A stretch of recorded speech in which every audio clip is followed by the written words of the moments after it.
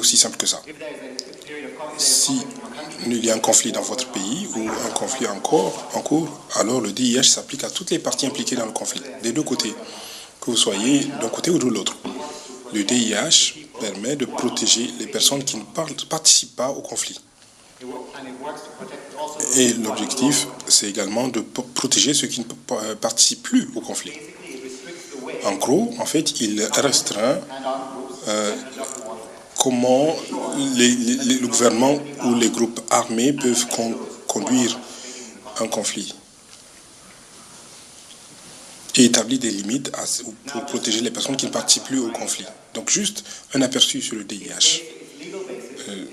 La base juridique du DIH vient des 4 conventions de Genève et aussi le protocole additionnel 2 et aussi les droits coutumiers, c'est-à-dire des droits qui sont normalisés et ils sont considérés comme applicables à toutes les parties, qu'ils soient signataires ou pas.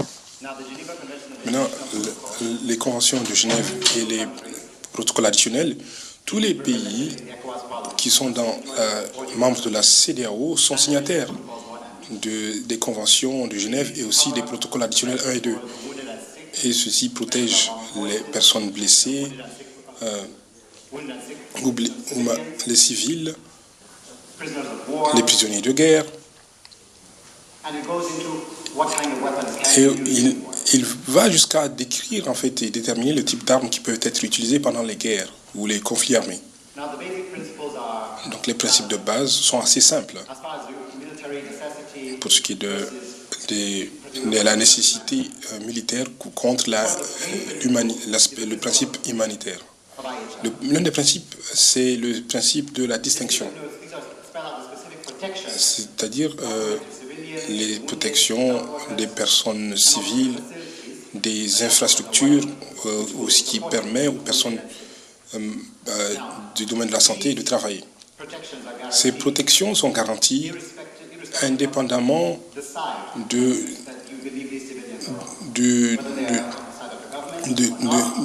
soutien ou de la position que défendent ces civils, qu'ils soient d'un côté ou de l'autre. En fait, ils ne peuvent pas être violés, si vous voulez.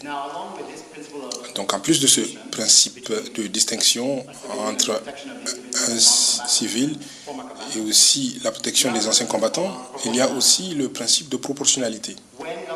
Lorsque vous participez à un conflit armé, vous avez le droit de vous protéger et aussi de combattre d'autres militaires. Dans le cadre du DIH, c'est totalement légal.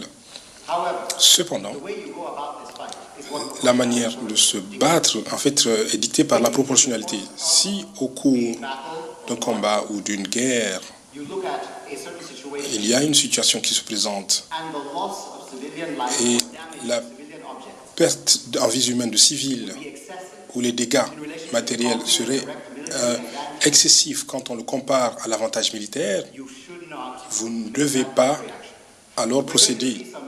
Donc, on va vous donner un exemple beaucoup plus concret pour un peu essayer d'expliquer dans les prochains diapos. Maintenant, le principe de précaution, c'est le 3e principe de base. Et lorsque vous êtes en combat, vous devez vérifier votre cible. Veillez à ce que ce soit une cible militaire. Vérifiez que vous faites face à des adversaires militaires pour ne pas affecter les civils ou des endroits qui abritent des civils, par exemple des écoles, des hôpitaux. C'est-à-dire vérifier la cible au cours de la conduite des hostilités. Donc, vous avez tous reçu des paquets et dans chacun de ces chemises de documents, il y a des idées de base du DIH. Il se trouve dans le document rouge qu'on appelle le DIH et il répond à vos questions. Et c'est exactement ce que c'est.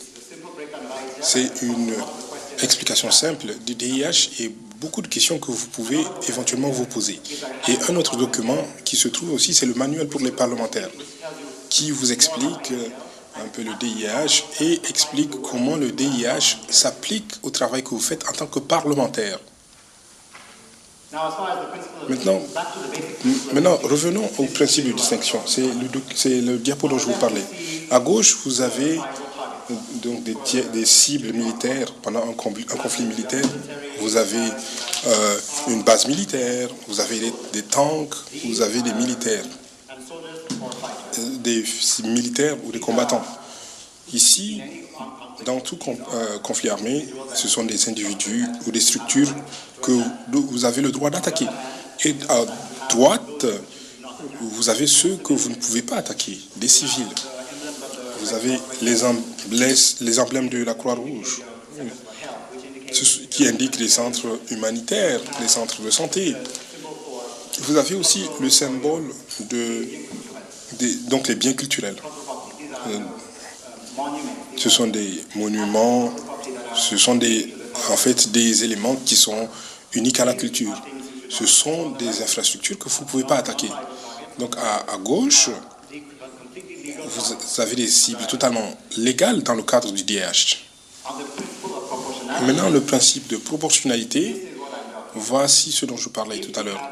Si vous avez un seul homme avec, on va dire, une arme de moindre importance qui protège une communauté entière ou un groupe de civils, et vous avez aussi des biens culturels ou un centre culturel derrière, et vous attaquez en fait cette base avec 4 tanks, ce n'est pas le principe de proportionnalité n'est pas respecté, et la probabilité de causer des dégâts civils, dégâts matériels et des dégâts humains est très très élevée. Ce sont des éléments auxquels sur lesquels le DIH attire votre attention. Parce que la protection des civils est très importante. Et c'est ce qu'il faut garder à l'esprit. Prochaine diapo. Maintenant, quand est-ce que le DIH s'applique? Pas tout le temps. Comme je l'ai dit, il s'applique seulement en situation de guerre ou de conflit armé. La plus facile, c'est le droit international, enfin le conflit international humanitaire. C'est entre deux pays. Donc lorsqu'on a un État qui lutte contre un autre État, ça c'est facile à appliquer. Il n'y a aucune situation de ce type en Afrique de l'Ouest actuellement. Ce qui s'applique à nous, c'est le type de conflit armé, le deuxième. Les conflits internationaux les conflits armés non internationaux. C'est là où vous avez des combats entre des États et des acteurs non étatiques. Et ils peuvent prendre la forme de groupes religieux, de groupes armés. Mais donc, c'est des groupes, de toute façon, qui n'appartiennent à aucun État en particulier. Et en général, ce sont des groupes qui se constituent dans un État en particulier.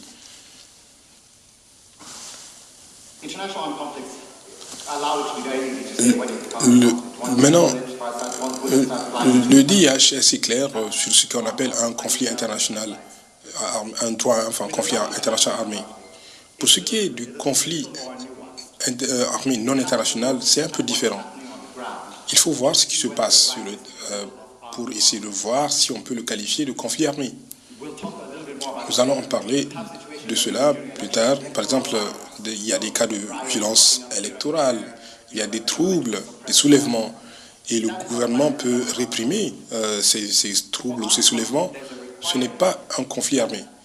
Pour qu'une situation soit considérée comme un conflit armé, il faudrait que l'autre groupe ait un certain niveau d'organisation et les combats atteignent un certain niveau d'intensité. Ces organisations, par exemple, l'organisation, c'est que vous pouvez, par exemple, identifier une hiérarchie. Il y a, par exemple, des dirigeants ou un leadership qui les pousse à se combattre.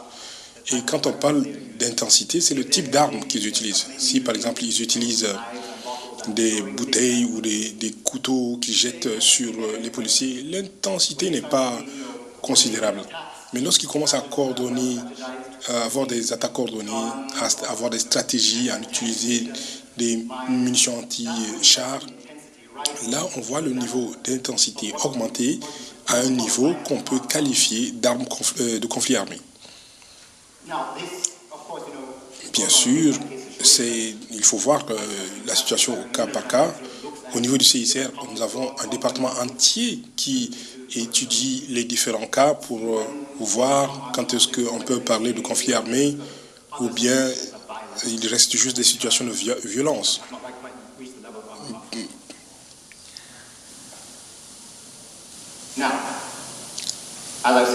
Donc, comme je l'ai dit, le DIH ne s'applique pas, par exemple, à la fin du conflit. Si, par exemple, une partie a perdu, alors où les deux s'entendent pour signer un traité de paix, là, c'est la fin du DIH. Et aussi, en cas de violence électorale, par exemple, un bon exemple ici, dans la région, c'est, par exemple, cette violence entre les éleveurs et les agriculteurs. Nous avons le cas ici au Nigeria, il y a des groupes qui s'attaquent, vous avez des conflits entre différents groupes, souvent même c'est entre eux et les forces de sécurité. Ce sont des cas de violence, bien sûr, mais ils n'atteignent pas le niveau d'organisation nécessaire pour être classifiés ou considérés comme des conflits armés. Maintenant, lorsque le DIH ne s'applique pas, vous avez toujours les droits humains. Et les droits humains, en fait, c'est transversal. Ils ont les mêmes objectifs. C'est protéger les gens, protéger la vie, protéger les individus. Et c'est le droit du DIH. Et c'est aussi, vous voyez aussi l'interdiction de la torture, le droit à un procès équitable. Maintenant, la différence entre le droit humanitaire international, il y a une protection spécifique pour les blessés, les personnes malades, les naufragés, etc., ou les civils qui seront, par exemple, pris dans le piège en période de conflit. Ça, c'est pour le DIH. Maintenant, la différence se situe au fait que le DIH prend en compte la situation de guerre, alors que le DIDH, c'est-à-dire le droit international relatif aux droits de l'homme, interdit les conflits armés. C'est-à-dire que, à moins que ce ne soit validé ou légitimé par une résolution du Conseil de sécurité. Et le DIH, en fait, reconnaît qu'il y a un conflit armé, indépendamment qu'il y ait une convention ou pas. On sait qu'on reconnaît d'abord qu'il y a un conflit en cours. Le DIH, alors, comment est-ce qu'il s'applique ici? Comme je l'ai dit, chacun d'entre vous, tous les États membres de la CEDEAO sont signataires des conventions de Genève et aussi des protocoles additionnels 1 et 2. L'objectif au sein de la CEDEAO, c'est la mise en œuvre, en application de ces conventions. Nous travaillons avec la commission de la CEDEAO depuis 15 ans pour veiller à ce que ces conventions ne soient pas simplement ratifiées, mais aussi internalisées et aussi appliquées. Un des documents que vous avez dans les documents que nous avons transmis, c'est le rapport sur la mise en œuvre de DIH en Afrique de l'Ouest. Et cela résume l'ensemble des travaux que nous avons réalisés depuis plusieurs années et aussi les résultats des dernières réunions que nous avons eues. Cette année, au cours de la 15e réunion de la mise en application du DIH en Afrique de l'Ouest, les États membres de vos pays, des ministères de la Justice, ont validé un plan d'action DIH dans la CEDEAO. C'est un plan d'action pour veiller et assurer la mise en application ou l'internalisation du DIH dans chacun des pays de la CEDEAO. Voilà. Donc ça, c'est une répartition du plan d'action par thématique, c'est-à-dire des thématiques qui sont très importantes et pertinentes dans la région, qui fait face à plusieurs conflits et aussi plusieurs situations de violence qui ne sont pas encore considérées comme des conflits.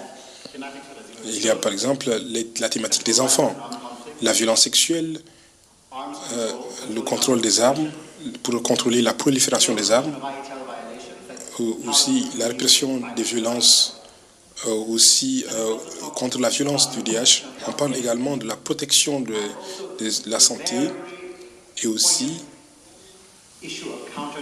la question très importante de la lutte contre le terrorisme, c'est-à-dire l'interaction avec ces politiques de lutte contre le terrorisme. Notre objectif avec cette politique, c'est de veiller, ou bien plutôt de faciliter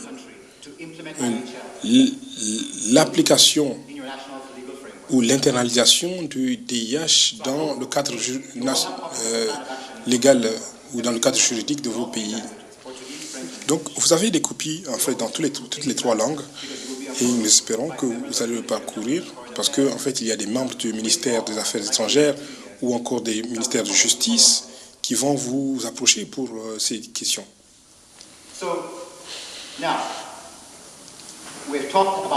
Nous avons parlé du DIH en théorie et maintenant je vais demander à mon collègue de se joindre à moi ici, très brièvement, et il va vous parler de la réalité du DIH. Il va vous parler de contre-terrorisme et du DIH, donc le lien entre les deux. Et j'espère que cela va vous donner une idée de comment le DIH s'applique à certaines thématiques pour que vous ayez une perception beaucoup plus concrète et quelque chose que vous pouvez appliquer et travailler dessus dans vos pays et aussi en tant qu'institution ici.